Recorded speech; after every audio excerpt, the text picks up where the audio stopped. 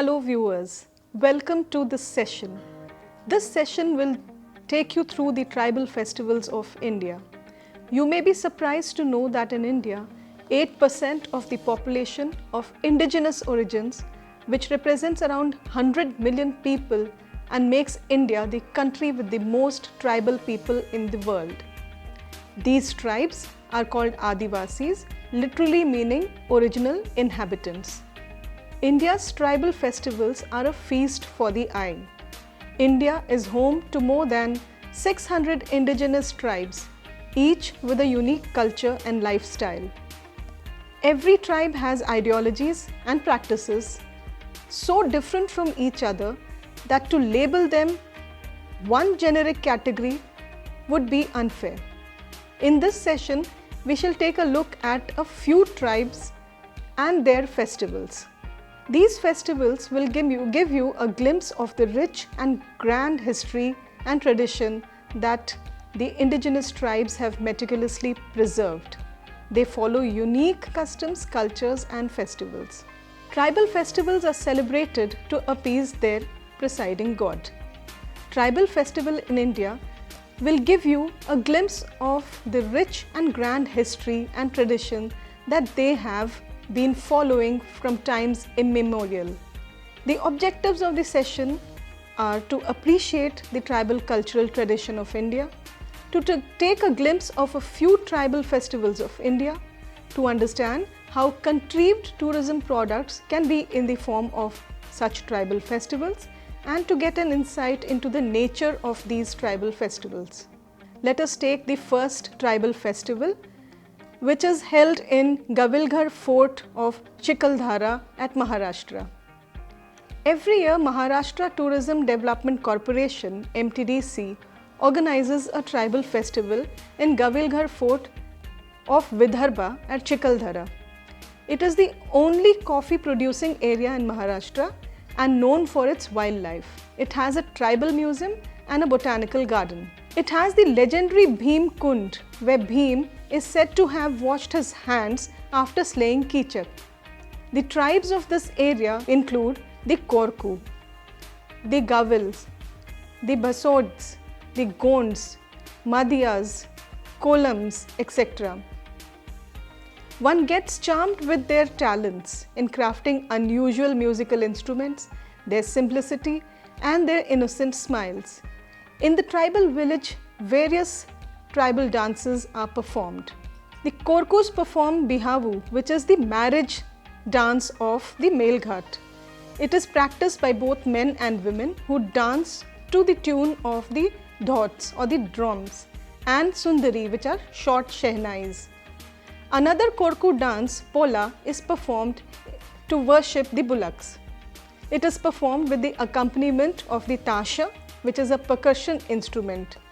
Holi dance is also performed for 7 days following the harvest. Banjara dance of the nomads is performed amidst bright costumes, ornaments, scarves and vocal music. Dance of Gonds are another spectacle of the festival. These dances are known as Ghorpad. They make markings on their body, put peacock feather crown on their head and ghungru, belled anklets on their feet. Two male dancers imitate the movements of the Ghorpad. Ghorpad is the Marathi name for the monitor lizard. Another Gond dance performed is the Dhimsha. It is a stick dance performed both by men and women, decorated with animal skins, leaves, teak wood and flowers. The Konkan Adivasi dance, which is known as the Dongar Dev, is performed by holding tribal torches. Young boys play duff, a percussion instrument which is also sometimes known as the duff vadan. Acrobatics form a part of the dance. The pioneer attempt of MTDC to encourage the tribal cultural tradition is not only path-breaking step to keep alive the traditional art forms of India, but is also a step towards the development of tourism in the area. MTDC provides proper accommodations and restaurant facilities to make the stay comfortable. A similar festival is that of the Bhangaria Hut. It is a festival celebrated by the tribal people of the Indian state of Madhya Pradesh and Maharashtra. Originally, this region was known as the Malwa. The Bhangoria Haat festival celebrated by the local tribes includes the Bhil, the Bhilasa, the Barela, etc. Bhangoria festival is organized in the Badwani, Dhar, Aligarhpur, Khargon and the Jhabua districts of Madhya Pradesh and Maharashtra. The Bhangoria Haat festival has an agricultural significance attached to it as it coincides with the end of the harvesting of crops. So people celebrate it to mark the completion of harvesting. The festival is celebrated in the month of March before the Holi festival.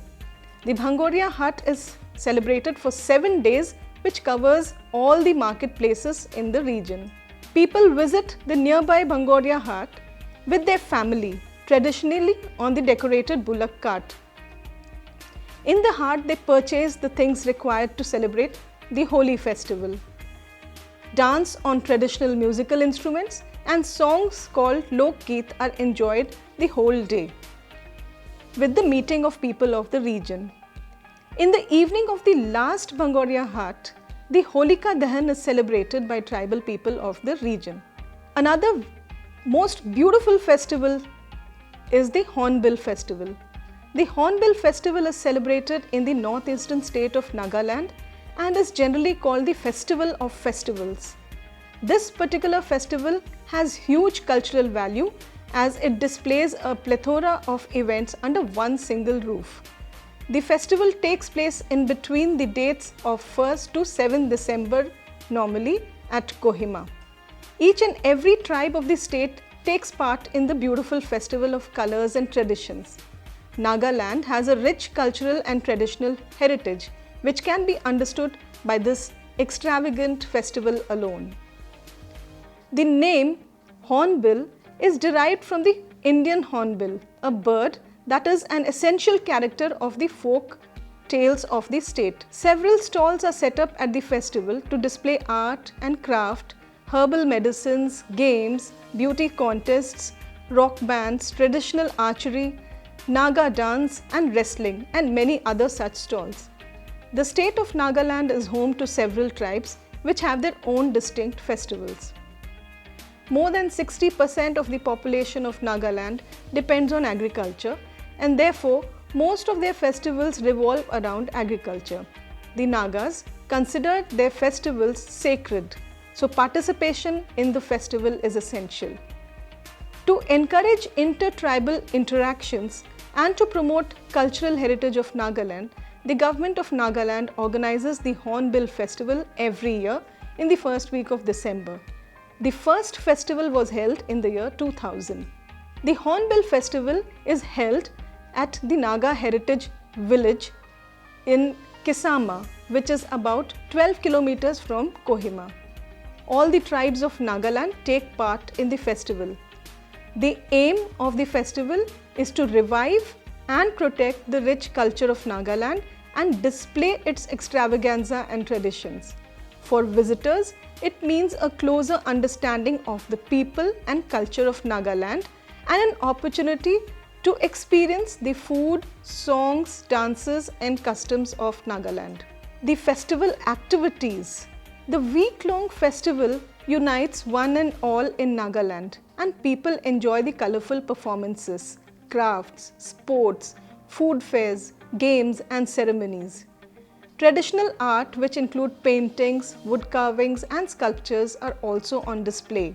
Festival highlights include the traditional Naga Murungs exhibition and the sale of arts and crafts.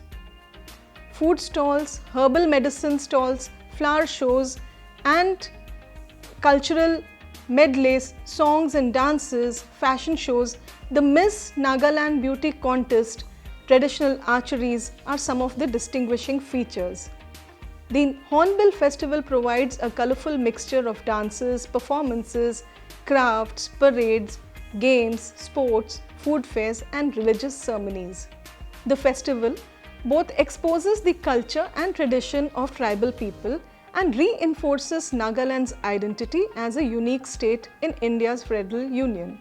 Experts have commented that a lot of other folk in the villages travel to Kohima to attend the festival and meet people from other villages from Nagaland because they haven't met before, hence leading to a cultural assimilation. Traditional arts are featured. So the Nagaland have the opportunity to display its art. Not only the artifacts but Naga troops sing folk songs, perform traditional dances and play indigenous games.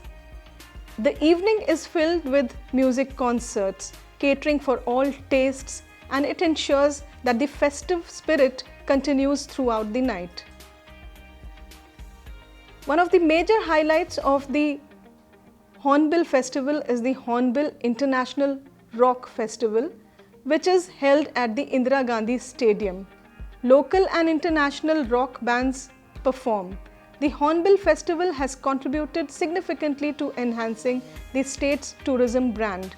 Tourism promoters believe that the Hornbill Festival in Nagaland allows tourists to have an insight into the various tribes. It fosters understanding of the rich cultural heritage of the state, its resourcefulness, its architecture and ethnic cuisines. We now move to the next important festival which is organized, perhaps one of the only festivals of the tribal nature to be organized in many places in India. But in this session we shall take the case of the one organized in New Delhi, the Adi Mahotsav National Tribal Festival. The 15-day Adi Mahotsav National Tribal Festival is held in New Delhi.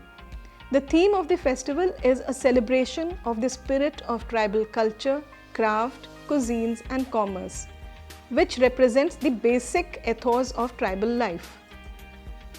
The Ministry of Tribal Affairs introduced a new concept of organizing national tribal festivals titled the Adi Mahotsav, in collaboration with Tribal Cooperative Marketing Development Federation of India, known as the TriFed, from 2017-18 onwards. During Adi Mahotsav 2017, a total business of Rs 500 lakh was transacted by the tribal artisans, comprising of direct sale of Rs 442 lakh made by tribal artisans and Rs 60 lakh worth inventory sourced by TriFed. The festival showed exquisite craftsmanship of tribal artisans. Almost 800 artisans and artists from 27 states participated in the Mahotsav and sold their products and displayed their crafts and skills through more than 200 stalls that were set up for them.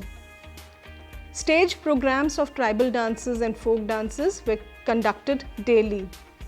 85 tribal chefs from 25 states showcased tribal delicacies. For the Adi Mahotsav 2018, held from November 16 to 30th, more than 430 tribal artisans and artists from more than 20 states participated and displayed or sold their various handicraft and handloom products through the 159 stalls set for the purpose and realized a direct sale of Rs 305 lakh. Besides, TriFed also placed purchase order to the tune of Rs 1,280 lakh on the artisans or suppliers. 76 tribal chefs from different states also participated in the festival and presented various tribal delicacies. 14 dance troupes comprising of more than 200 artists who presented exquisite tribal folk performances in the evenings were a welcome sight. World-class cultural program included internationally acclaimed groups like the Siddhi Dhamal from Gujarat, Chahu folk dance from Jharkhand, the Manipuri tribal dance troupe from Leh and Ladakh, and the Rajasthan folk singers. The ministry, as a step forward in this direction to highlight rich tribal culture across the country, has also embarked upon an ambitious program to hold these festivals throughout the states and union territories of India through TriFed. the ministry has also developed a digital repository with the web address tribal.nic.in/repository, where documents, folk songs, photos, videos regarding the evolution of tribes, the place of origin, lifestyle, eating habits, architecture, education level, traditional art, folk dances and other anthropological details of the tribes in India are stored. The repository currently has more than 10,000 photographs, videos and publications which are mostly done by TriFed. We now take a look at the Myoko festival of Arunachal Pradesh. For a traditional tribal festival off the beaten track, one should not miss the month-long Myoko festival of the Apatani tribe. The festival is celebrated among 3 tribal communities in Zero, the Dibo Hija and the Haribulla and Hong of Apatani Plateau on a rotational basis. It includes rituals for prosperity, fertility, purification and sacrifice performed by the village shaman. A village shaman is generally a priest who is one of the most important figures of the community. Many cultural elements such as folk performances and processions are also a part of the festival. Shaman is a person regarded as having access to and influence in the world of good and evil spirits. At dawn, on the second day of the festival, each clan in the village collects pigs to be sacrificed. The shamans recite sacred prayers and mantras, while women sprinkle the pig with flour and rice beer. Afterwards, they are taken to the huts of their owners to be sacrificed. We now move on to another very famous festival, which is the Karam or Karma Harvest Festival. It is the harvest festival celebrated in the Indian state of Jharkhand, Madhya Pradesh and Chhattisgarh, Assam, Odisha and West Bengal. It is dedicated to the worship of the Karam Devta, the god of power, youth and youthfulness.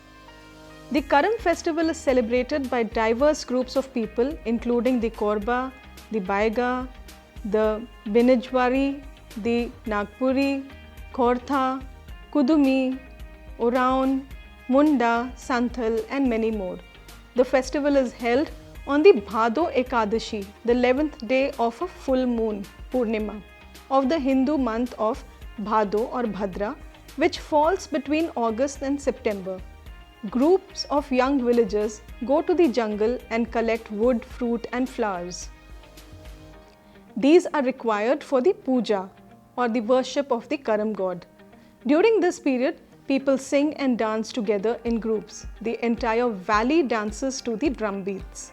Let us now take a look at the summary of the ritual. The festival is celebrated for good harvest. 9 types of seeds such as rice, wheat, corn, etc.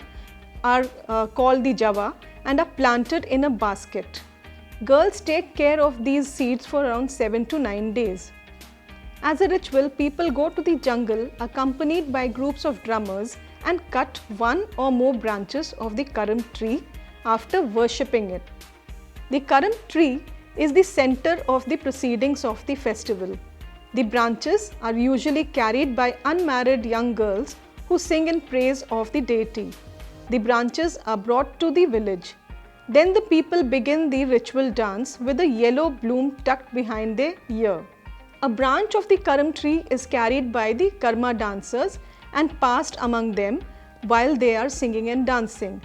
This branch is washed with milk and rice beer, locally known as the Hariya. Then the branch is raised in the middle of the dancing arena and planted in the center of the ground, which is plastered with cow dung and decorated with flowers. The morning of the Karam festival begins with women pounding rice in the dheki, a wooden implement to obtain rice flour. The rice flour is used to make a local delicacy which can be sweet as well as salty. This delicacy is cooked in the morning of the Karam festival for consumption and shared throughout the neighborhood. On the day of the festival, girls observe fast throughout the day. A village priest called the Pahan offers germinated grains and liquor in propitiation to the deity who grants back wealth and children. A fowl is also killed and the blood is offered to the branch. The village priest then recites a legend to the villagers about the efficacy of the Karam Puja. The puja is followed by a community feast and the drinking of the Hariya. All the men and women drink liquor and spend the entire night singing and dancing. Both are essential parts of the festival. Women dance to the beat of drums and folk songs known as the Siring. The next morning, the Karam branch is immersed in the river. Let us look at the philosophy behind the festival. Karam is a harvest festival. The festival also has a close link to nature. People worship trees during this festival and they are a source of livelihood. They also pray to Mother Nature to keep their farmlands green and ensure a rich harvest. It is believed that the worship for both good germination increases the fertility of the grain crops. The Karam or Karam Devta or the Karam Devis are worshipped during the festival. The devotees keep a day-long fast and worship the branches of the Karam or the Kadam and Sal. Girls celebrate the festival of welfare, friendship and sisterhood by exchange of a java flower. Story behind the celebration. There are multiple versions of the story behind the origin of the Karam Puja. One of the story is that once upon a time there were 7 brothers who labored hard at agricultural work. They had no time even for lunch, therefore their wives carried their lunches to the fields daily. Once it so happened that their wives did not bring the lunch for them. They were hungry. In the evening they returned home and found that their wives were dancing and singing near a branch of the Karam tree in the courtyard. This made them angry and one of the brothers lost his temper. He snatched the Karam branch and threw it in the river. The Karam deity was insulted and as a result, the economic condition of their family continued to deteriorate and they were brought to the point of starvation. One day, a Brahmin or priest came to them and the 7 brothers told him this story. On hearing the story, the Brahmin told them that the Karam Rani was angry and she must be appeased. He further told them that if this was not done, their condition would further deteriorate. The 7 brothers then left the village in search of the Karam Rani. They finally found a Karam tree. Subsequently, they worshipped it and their economic condition began to improve. Among the Bhumij and the Urans, the legend is that there were 7 brothers living together. The 6 oldest used to work in the fields and the youngest stayed at home. He was indulging in the dance and song around a Karam tree in the courtyard with his 6 sister-in-laws one day. They were so engrossed in dancing and singing that the brothers' morning meal was not carried to the field by the wives. When the brothers arrived home, they became agitated and threw the Karam tree into a river. The youngest brother left home in anger. Then evil days fell on the remaining brothers. Their house was damaged, the crops failed, and they virtually starved. While wandering, the youngest brother found the Karam tree floating in the river. Then he propitiated the god who restored everything. Thereafter, he returned home and called his brothers and told them that because they had insulted the Karam Devta, they fell on evil days. Since then, the Karam Devta has been worshipped. Another legend prevalent among the Pauri Bhuhiyans is that a merchant returned home after a very prosperous voyage. His vessel was loaded with precious metals and other valuables which he brought from the distant lands. He waited in the vessel to be ceremoniously received by his wife and relatives, as was the custom. As it was, the day of the Karma festival, all the women were engrossed with dancing and the men with playing the drums, so no one came to receive him. The merchant became furious with them. He uprooted the Karam tree and threw it away. Then the wrath of the Karam Devta fell on his vessel and him. His vessel sank in the sea. The merchant consulted astrologers who told him to propitiate Karam Devta. He launched another vessel, set out in search for the deity and found him floating in the sea. He propitiated him with great devotion and all his wealth was restored. From that day on, the annual festival of Karam Puja has been held. After spending the whole night with dance and songs, the people uproot the branches and carry them to the nearby rivers for immersion. Let us now take a look at the Bandhana festival. Bandhana is a festival in Jharkhand, West Bengal, Assam, Odisha and Bihar. It is a cattle festival celebrated during the Amavasya of Kartik month. Bandhana is celebrated when the planting of paddy crops is completed. This festival is celebrated mainly by the Kudmi tribe and the Kudmali speaking tribes of eastern India. This is the only festival of its own kind in India where domestic cow and bulls are worshipped. It is a 7-day celebration. The first 3 days are called the Gai Chumman. 4th day is called the Goat Puja. 5th day is the Goraiya Puja. The 6th day is known as the Borod Khutan and the 7th day is the Budhi Bandhana. Dengyuani rituals performed whole night after the Goat Puja. Let us see the mythology related to the Bandhana Parab. When Lord Nirankar Shiva created man, he had to provide food for them for a long time. In due course, when the men multiplied into a sizable number, he advised them to cultivate their own food. Since there were no agricultural implements, the men faced great difficulty and requested him for suggestion. The Lord then took pity on them and provided cattle with the condition that they would take care of the cattle. When the cattle were not taken care of, they complained to the Lord. The complaint was that of heavy work, long working hours, lack of proper food, unhygienic dwellings, severe beatings and no recreation and no thanks for their contribution. So the Lord decided to visit the tribe secretly and inspect the situation on the night of the Kartik Amavasya. The men got to know about this and they became alert. They cleaned up the entire cowshed and fed the cattle, washed them and worshipped them. They ensured that sufficient fodder was there in the cowshed throughout the night. They also left a diya burning in the shed. On the second day of his visit, he found that people were worshipping the deity Garaiya with special offerings including sacrifice made in their honor. On the third day, he observed that the cattle were in merry mood dancing along with the people. The song and musical sound filled the air with warmth. On his way back, he also found the contractual shepherds playing with the cattle at the Gochar or the grazing land. Thus, the complaint could not be proved. The next season, the cattle once again complained that the same treatment, that was the ill treatment, was being given to them by the men. So once again, Nirankar Shiva decided to make a visit. The men ended up making the same preparations as before, and thus every year this tradition continues. Let us now sum up the session. India is incomplete without its vibrancy that's stored in the unique and queer lifestyle of the tribes.